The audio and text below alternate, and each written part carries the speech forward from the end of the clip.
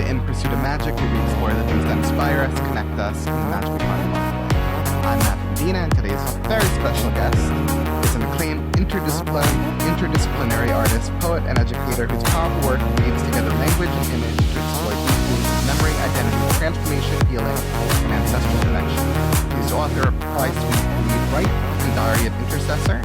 She proudly served as a Poet Laureate of the Bronx from 2023 to 2025, where she championed literacy, community, and the voices of the marginalized through her poetry and her Poetic Pathways collective. A passionate storyteller and adjunct professor at the City College of New York, she brings both heart and intellect into everything she creates. I'm very excited to welcome Hey Poema. Kay, thank you for coming on. Thank you for having me. It's an honor just going through all the things that you've been part of and the things that you're involved in and doing and passionate about. And it just has me curious, first things first, like what interested you in writing and kind of diving in and flexing your muscles into this field? You know, whenever someone asks me that question, I feel like sometimes the answer is just like so much different than probably people are used to. For me, writing was always about survival. I grew up in an environment where, and I think a lot of us have, where children, you didn't talk much, right? you we our parents gave us instructions, we were to be quiet, we had to listen, there was no talking back. Very different from my children for sure. And so writing became a place for me very young where I could say whatever I want to. So when I was mad at my mom, I didn't say it to her, but I wrote about it in my journal. And that's pretty much how I began writing. When I got to about the sixth grade, my teacher introduced me to haiku, which is a Japanese poetry form. 3 lines, 5 syllables, 7 syllables, and then 5 syllables. And then that's when I started writing poetry. Amazing. I feel like that's such a good outlet and just for your mental health too, to like write out what you're feeling and just get it all out there. Cause I feel like we're trained socially also to just like not say everything we're feeling, to kind of filter it through stuff. So it must be like a good exercise to just kind of let yourself go. Yeah, that's really funny because I didn't realize that is what was happening with me with writing until I was an adult and I was having a conversation with my sister about healing. And she said, you're in a place that I'm not yet because you found something to heal you. You're a writer. And that was the big aha moment for me because I had been doing it for so long without really giving it any thought that it was healing me. It was a space of reflection. It helped me to be a lot more self-aware. And it also helped me to connect with other people. So it was definitely a healing space for me. Yeah. There's a lot of beauty in that too, because you started out by saying it was a form of survival, and it's amazing how that form of survival was also a form of healing. And Yeah. to carry the two, I think, is so important, and it kind of shows why you've stuck with it and just poured your heart into it and keep on achieving these things and being successful in it. Because it's very powerful when your heart's all in it like that, and you could feel it and you feel like you're where you're meant to be. And I'm Exactly. curious then about your path, because then it grew and you became the Poet Laureate of the Bronx. So tell me about that journey of getting there. Yeah, so even as a writer, a young writer, and I don't have a big story about like, oh, I wanted to publish a book and I wanted, again, writing became like this best friend for me, right? And so I actually was working with a lady who knew well, about my poetry. And at that time I had already published both of my books. And she said, they have the poet laureate for the Bronx. And I didn't know. She was like, "You're gonna apply." And so she sent me the link and she was like, "You're gonna apply for this." And I said, "Okay, I'll apply." And I applied the first year they had it and I was not accepted. And then she sent me the link again. Shout out to Susan. She was just so adamant about me, being in that space. And she said that they're having the next round of Poet Laureate apply. And so I applied. And then that's when I got a couple of weeks later, I got an email saying that I was a finalist.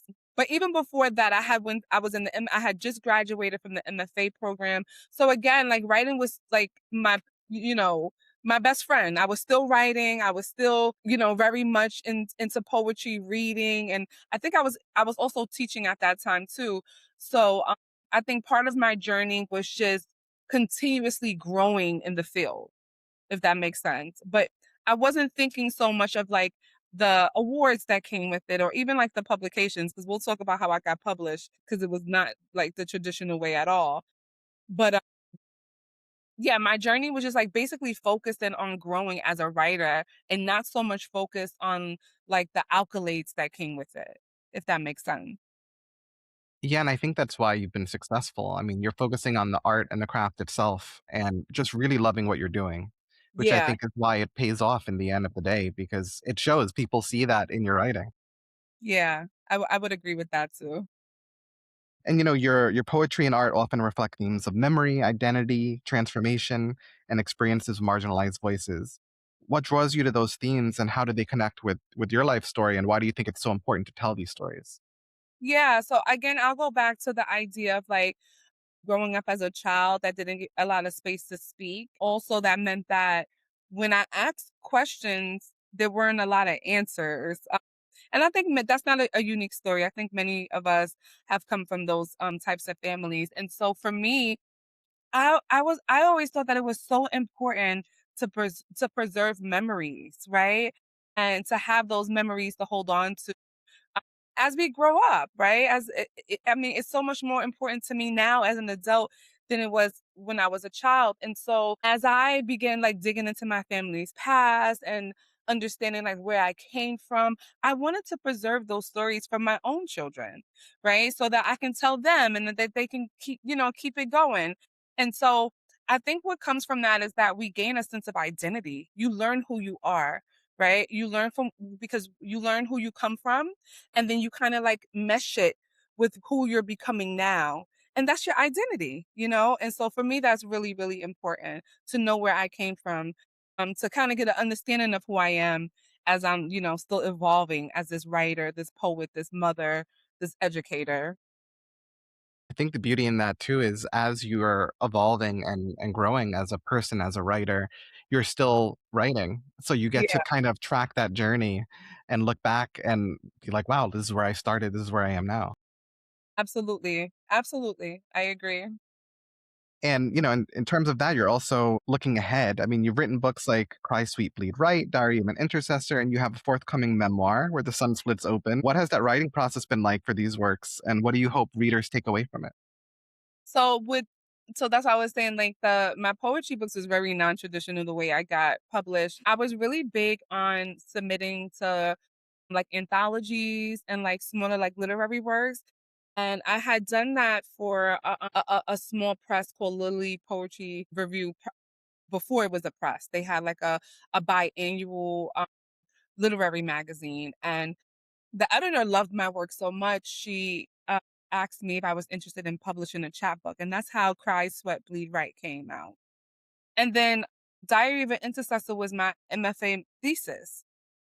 And so those things I was working on the thesis while I was in my grad program. I kind of never thought that it would be published. You kind of I don't know. For me, I think that a lot of writers now when as I teach writing, a lot of people are focused on being published, but for me I didn't really think about it being published. So, I guess that's like you said, I focused so much on the craft that I didn't really, that was my love. I didn't really focus so much on the publishing part of it. But the journey from that to the memoir was that those poems basically tell so much of my story of like how I got to where I am. And so I knew that I needed to expound upon the poems. And that's how the memoir came into place.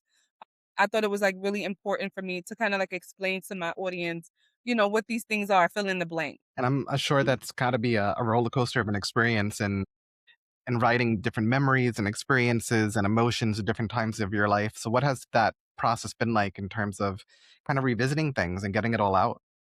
Well, I had a lot of therapy because sometimes, especially during the memoir writing, I didn't feel as like emotional and overwhelmed with the poetry. But when I really sat down with the memoir, I did start going to therapy twice a week because I was unhatching a lot of memories that they were hard to digest. Right. So I had to talk. about it with my therapist, and then as I'm talking, I'm writing, and actually that's the form of the memoir. The memoir is basically like a transcript of me and the therapist conversations and going back in time and like telling the full story of so the things that have happened. And so yeah, it was very overwhelming at one point. I had to stop, but then I think that when I finished, it was such a relief that those things didn't have like power over me anymore. Because once you can write about it, I tell people that all the time. Once you can write about it and then you can say it out loud, it has less power over you. That's when you know that you're free. And so it was a beautiful, exciting, and sometimes overwhelming experience. It's also a very vulnerable one, and I'm sure that there's a lot of kind of comfort in finally getting to be that vulnerable and put it all out there and let go of it in a lot of ways. I mean, it'll always be part of your story and who you are, but I'm sure that that process is also a very beautiful and healing one. Especially as an educator, I'm thinking you work as an educator and academic advisor and teaching courses on writing for social sciences and impacting marginalized communities. And so that brings me to my next question, which is how does your teaching influence your writing and vice versa? Absolutely, it inspires it. One, I love to create this space in the classroom that's a collaborative space. So I let my students know from the beginning of the semester, every semester, this is a space where I'm going to teach you and I'm going to guide you, but you're also going to teach me. One of my favorite courses to teach was writing for the social sciences, issues that impact marginalized communities, because students would always bring to me communities that I even was not aware that would be fall into that category. So, for instance, I had a student one semester who did a presentation on sex workers, and I was blown away. I was so blown away that I started my own research. I ended up putting that community on the syllabus. And so I love this tango dance between me and my students.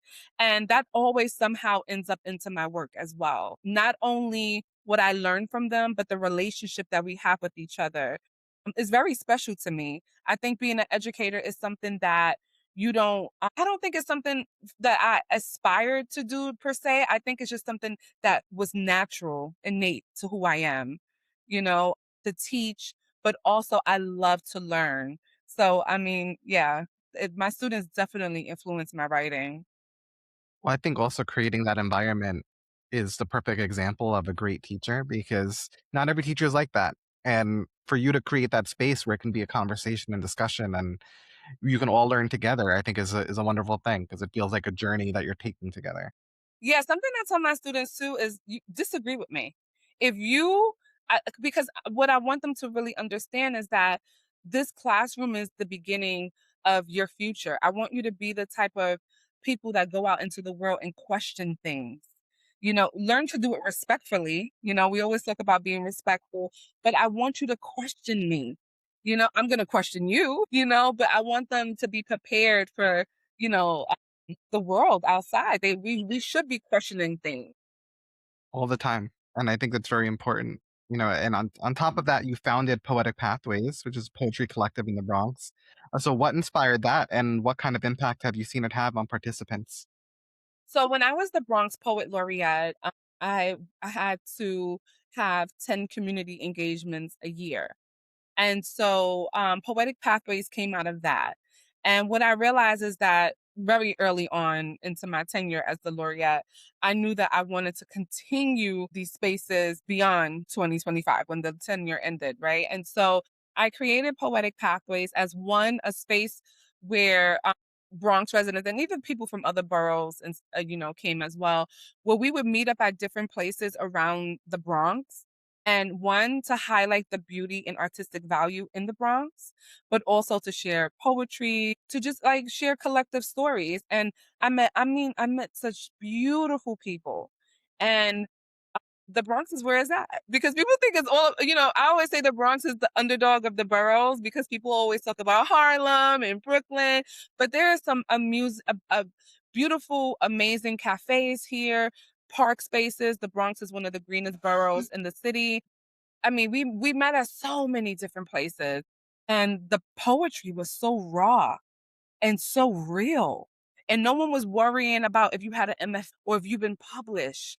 It was just such a sacred and special place for me. So, yeah, I continued the poetic pathways beyond that. I think that's incredible to have a space like that because there's not enough of them. And I feel like New York needs more spaces like that. The Bronx needs more spaces like that. And so it's very important, I think, to foster that sense of community and just to give people that area where they can share what they're working on and feel comfortable being vulnerable and putting their works out there, which I think is powerful. And the other side of writing and the power it can hold is how it can be used in activism. And we talked about healing also.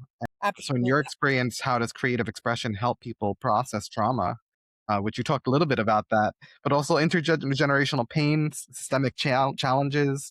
There's just so many different things in life, I think, that we go through individually and as a society that I feel like poetry and writing can really help process. Think creative expression is essential to healing and processing trauma.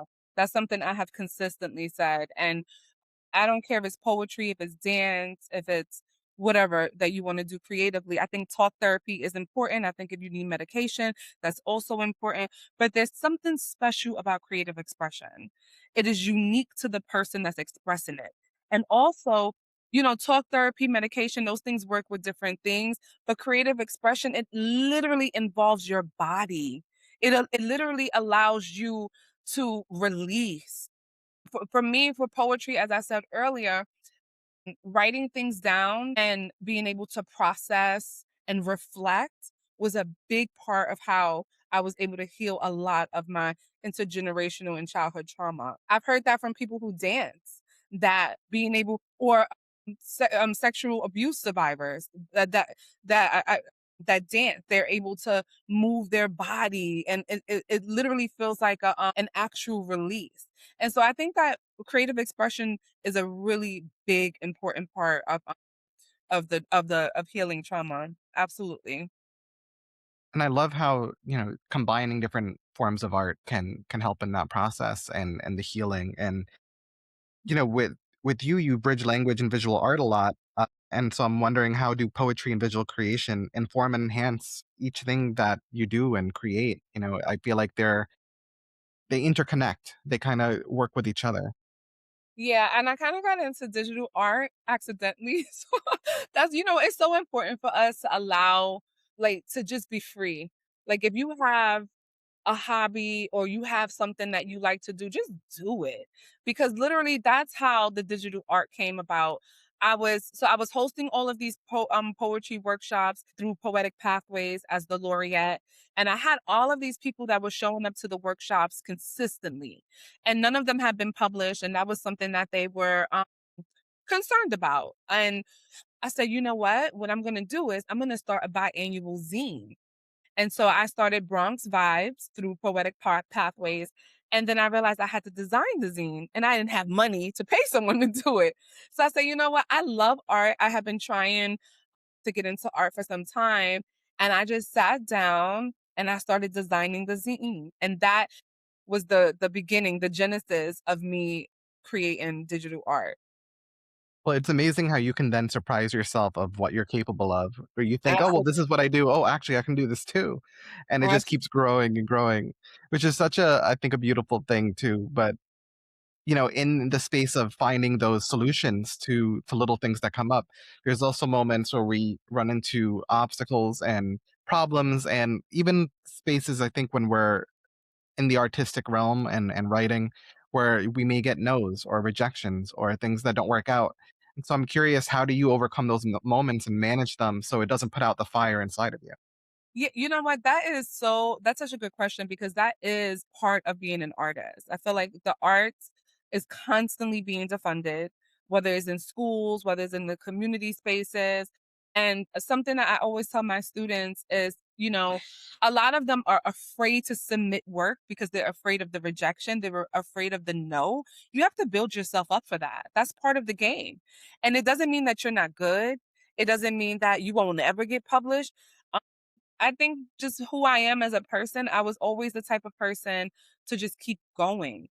I mean, there are times in my life that I do realize that I have gotten discouraged, and I allowed myself to be discouraged. I allow myself to be sad. I think that something that has really worked for me is that I allow myself to feel all of the emotions, but then only for a bit of time, and then I get up and I keep going. I think that's how to be honest with myself, because I do get discouraged sometimes as an artist when I see, you know, things getting defunded and those what I'm trying to call them. I'm like in the dream. I live upstairs on in a building where there's a dream yard downstairs, and their programming year after year after year has gotten cut. And that is discouraging to see because then my kids don't have those places to go to after school or to hang out or, you know, to gain those skills. And I just pick myself up and I look for other places and I look for other things. And then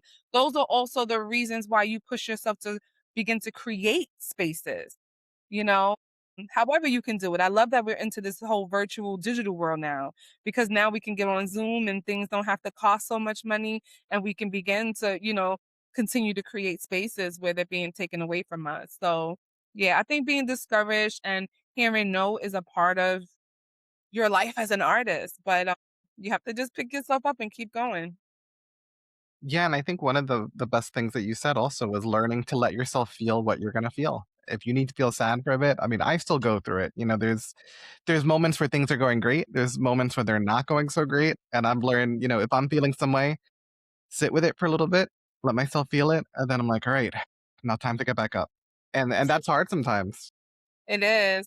But like even my kids know, like I'm like, listen, I'm going in the room. I need a little crying break. I need to go cry. I need to get it out. I'll be back in 10 minutes. And I think that's okay.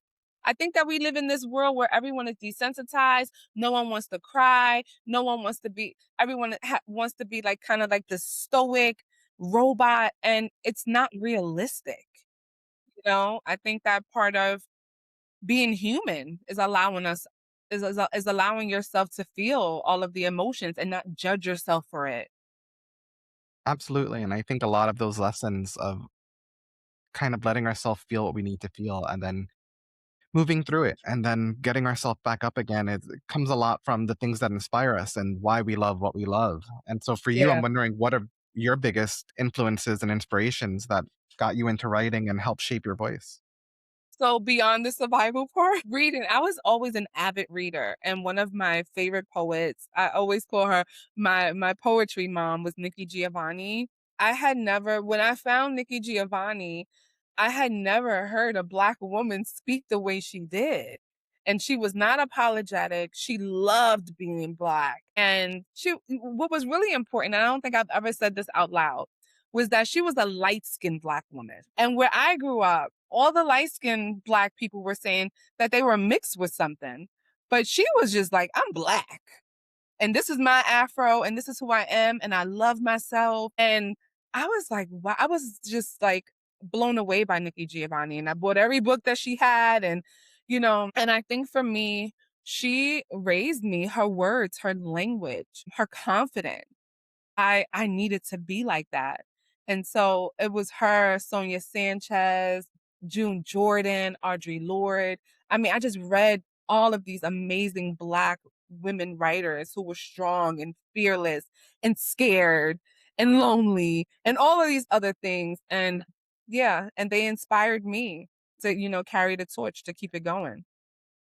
What I love about that is like you built this arsenal of support and healing and inspiration and almost like a guidebook for life, which is such a beautiful thing. And I feel like people who love to read, to write, who appreciate arts and storytelling and the stories of others, I think really see that and acknowledge that. And it's so great hearing the similarities between people who grew up that way because I feel like we're influenced by everything around us all the time, but I feel like when we seek out certain things, it says a lot about the people we are. So it says a lot about you as a person and as a writer that you sought those things out. Yeah, no, yeah. I knew and so I think you hit it the nail on the head when you said like the arsenal of like support. Like I was looking for, I grew up in foster care. I didn't meet my mom until I was a teenager. And my mom was a really young mother. And so I was looking for guidance and I didn't have that so much at home. And so, yeah, these women were my support system. I've never met them, but it just shows you the power of poetry, of language, of art. And how it shaped you into one of them, which is like incredible to think about too. How you're standing among them, which is a beautiful thing too. I mean, your own success, your own achievements, the things you're still working on, I think is not to be thrown to the side. Like it's such a huge deal that the things that you're inspired by, you're now doing, and others people get to be inspired by, which is incredible. Love that. Thank you for that. Yeah, I love that. I don't think I kinda digest that, but yeah, I'm taking that in. I'll accept that. Take it in. Well, I mean, that also brings me to my question of like, what advice would you give to other people who are poets, writers, artists, especially those from underrepresented backgrounds who might feel like they don't have a traditional support system too? One, you gotta find your people. Everyone is not your audience. Everyone is not your people. Everyone is not gonna pick up a K Poema book and love it. And that's okay. I'm not here for everyone. And I think that's something I was just speaking to an artist a couple of weeks ago, and they were like, I'm not posting things on social media and I don't, I'm not getting a lot of followers. And I'm like, listen, maybe that's not your journey. I don't think as an artist you have to post every day on social media to be successful, but get out there and nurture the art, like that's what you need to pay attention to.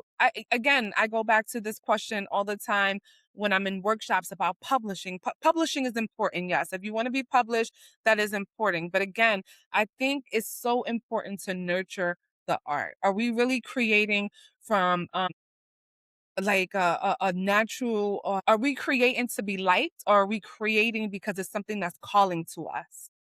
And for me, of course, it was something that was calling to me. I wasn't writing to be published. I wasn't writing to be seen. But if you're nurturing the art truly from who you are, the right people will find it. I feel like having that mindset also is what creates success for people. And it's kind of like I like this metaphor so much, but when you're running on a track, if you're running in a race, you keep on the path ahead of you and stare straight ahead. If you start looking to the side or just thinking about that finish line and not just focusing on what's in front of you, you're gonna mess up. Absolutely. Absolutely. And I think too, like especially for writers, because teach writing, so I'm speaking specifically for writers. I think that when they get so caught up in like getting published, they start writing differently, right? Like they start writing for the audience instead of for your. I'm a selfish writer. I like to write for myself first. What is it that I need today? And then in hopes, and when it's done and I put it out there, I just know that whoever else needs it is gonna find it as well. So yeah, like right from the core of you, you know, and yeah, everything else will follow. I know it sounds like so simple and so like, but literally that's my advice. That has been my path. Well, in that path, I'm sure there has been a few moments and big ones probably where everything kind of felt just right. And so I'm wondering for you, what was the biggest moment where you just looked around and you were like, I know this is who I'm supposed to be and what I'm supposed to be doing? That's actually a really, really good question. Probably when the Laureate ended and I had just gotten the artist residency for because I just did a exhibition based on the memoir Where the Sun Splits Open. And it wasn't necessarily because of like the residency. I mean like the accolade, like or like, the honor. I think what felt right about that moment was when I was the laureate, I kept asking myself, What am I gonna do after this?" Like, I'm the Bronx Poet Laureate, and then it's just gonna die. And then the tenure for laureate ended in August. In October, I got the message that I was accepted for the residency. And I was just like, wow. Like I didn't like it just kind of came natural. I forgot that I even applied for it. And I think what felt so right about that and what I learned about myself is that I needed to stop worrying about what's next and just let life unfold. And life was unfolding. And being able to have that residency in that space where I was able to do the exhibition based on the book, I got a chance to highlight my art, my poetry, who I am as an educator, like everything, was in that space. And that felt right where like all of my worlds collided, you know? And it was a really special moment for me. Everything felt perfect in that moment. It's amazing how things line up that way sometimes, especially when we do something, we put ourselves out there, and then we forget about it. And then Yeah. it just comes back to us in some way, which is a beautiful thing. And, you did say you have some things coming up. So tell me about the memoir and when that gonna be expected and anything else that you're working on or wanna share. I'm glad you brought up that because I'm still waiting to get it published. And that's been a journey in itself. Publishing a memoir versus poetry collections, I have learned is very, very, very different. It was a finalist and then for the Gold Press Award for last year, but it didn't win, and that's okay. So that goes back to your question too about being disappointed and hearing no, but I'm not giving up on it. And so I'm still waiting for that to be published and I'm still working on art. I'm also working on a collection of essays, maybe like essays and poetry, like a hybrid collection. And so just keeping myself busy as an artist and a mother and an Yeah. educator. Doing it all, which is what you have to do. Yeah. You're working on your own magic and then sharing it with others, which I think is an important thing to just keep doing it. And that brings me to my last 2 questions, which is where do you find magic in the world, and how do you hope to create it for others? I definitely find magic in the right connections, the right collaborations. I'm actually collaborating on a workshop next month with another poet. And I think there's just something beautiful and collaborating and just mixing all the juices together in community. Community is very important to me. And when I say community, I mean not just the Bronx, just people that you can connect with wherever, however, and you both have the same agenda, and that's the continue writing, continue rising, continue healing. I just like to be on one accord, with people. I love that. I also love my solitude too. Important to have that balance. I love a quiet night. I love a quiet night with just my books and underneath one of my Sherpa blankets. So, yeah, that's magic for me too. And how do you hope to create magic for other people? I hope that I can continue opening spaces where collective stories can be told, where people who are often silenced can get up and have the confidence to speak, to come into themselves. That's what I hope. I hope that I can just continue to create spaces like that, whether it's in the classroom, whether it's in the community. I just hope that I can continue to create spaces for people to have an opportunity to speak and speak boldly. And something I always say too is that we should use language responsibly. I always tell my kids that when they're being mean to each other. I'm like, how else can you say that? How can you use language responsibly? As you can see, we live in a country where there's a president that is not using language responsibly. And I think that's really important. I want to create spaces where people learn to be more unlike that. If that makes sense. Well, I think you're being very successful in creating those spaces for people and instilling these powerful tools for survival and healing and growth in your art and your teaching. And so thank you for sharing your magic, Kay. You're a magic maker, and I'm very happy to have you. And I just want to end with asking you if you would do our closeout, which normally I ask my guests to introduce themselves, say their name, and then tell everyone out there listening to go out there and do some magic. Hi, I'm Poema from the South Bronx, and go out there and do some magic. Go out there and inspire someone, be inspired, be loved, and just keep going. You heard her. Till next time, everybody.